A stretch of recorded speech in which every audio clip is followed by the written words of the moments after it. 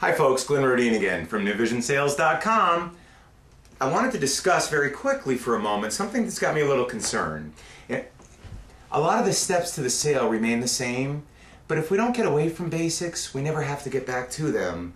And then add the evolution of today's shopper, their buying techniques, or quite frankly, some of their defense mechanisms.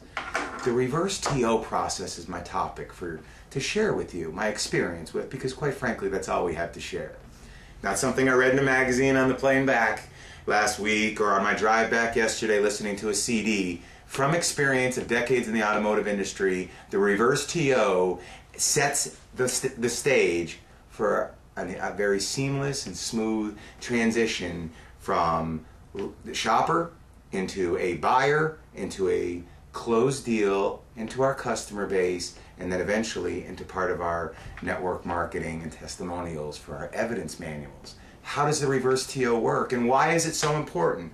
Well, when appointments are scheduled from either a BDC, an internet sales manager, or this professional sales representative that is taking a mindset of be the BDC, as we did years ago with our little books and manuals, chasing our customers and maintaining our pipeline, notating as we dial the changes, etc. A reverse T.O. process is a very simple yet important, indispensable as far as I'm concerned, step to the sale. The reverse T.O. process brings folks inside. They have an appointment. We greet them asking them such. Is this your first visit or did you have an appointment? If it's a yes, we validate everything that they've heard over the telephone. We ask them about their confirmation number and then activating it with their driver's license. Having that on file, a couple things happen. A, we've moved in, we've sat down, and we've slowed down. We're not wandering all over the place on perhaps the wrong vehicle. We have an opportunity to review the notes so that we have an understanding of what we're dealing with, what the needs, desires, and feasibility of purchasing a vehicle are for each customer, and then we know which direction to go in. Hence, when we go for the presentation, which automatically should lead to a demonstration, if it's not, stop and review what you're doing. You have an ice cold car pulled away from all the rest of them, so it's not a line of sheep. It's their vehicle. And as we're presenting, not just the generic walk around, a presentation focused on the features, advantages, and benefits specific to the customer, what's most important to them. Aside from price, what would you say is most important in the purchase of your next vehicle? Safety or performance?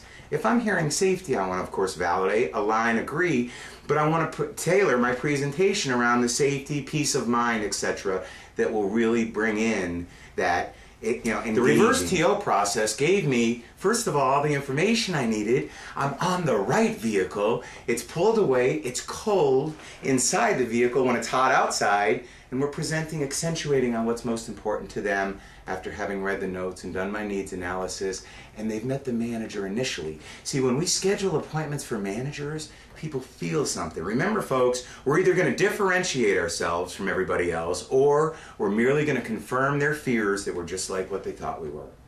But this gives us the opportunity to already have that license on file.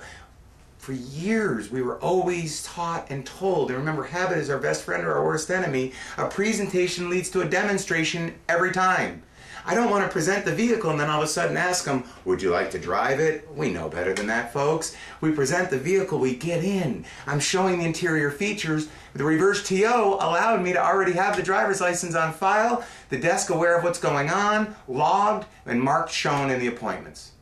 Then we go on to, I just merely let them know that I'm moving on to the demonstration area, a demo ride. Have a planned spot, and remember one thing to show them. Perhaps it's the tire. Since we were talking about safety or peace of mind, maybe when I get out of the vehicle, because it's their turn to drive, I want to have one more thing to show them that I saved from my presentation. Perhaps it's popping the trunk open and showing them the spare tire. Just asking them to touch it for a moment, because it's the last time they'll have to touch it for a blank amount of years with our roadside assistance program. When a presentation leads to a demonstration, mental ownership precedes financial ownership, and then we can move forward. Mental ownership has to precede it. Why do people go to a shoe store? To buy shoes. Would you buy a pair of shoes without trying them on? I know we've been discussing demos for a long time. Here's a way of preventing any lapse in the process so that it's seamless and streamlined. Driver's license is on file. We know who we're with. We have a tag, keys, car's cold, and it's time to get back to selling cars on a professional level and truly differentiating themselves for the experience of your dealership unlike anything else they could experience. Thank you. My name